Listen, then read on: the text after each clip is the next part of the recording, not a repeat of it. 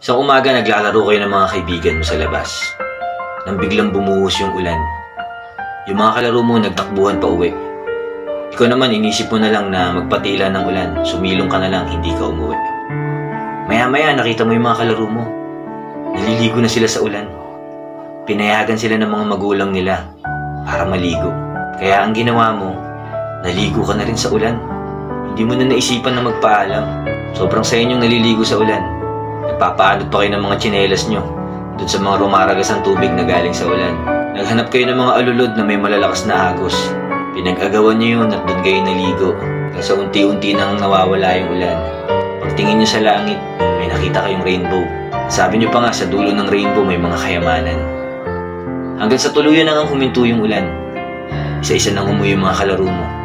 Ikaw din, umuwi ka na rin. Yun nga lang, pag uwi mo, pinagalitan ka. Habang naliligo ka, binubunga ka ng nanay mo.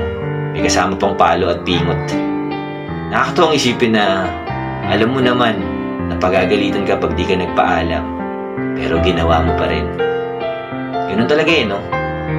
Minsan sa kagustuhan natin maging masaya, hindi na natin iniisip kung ano magiging kapalit nun.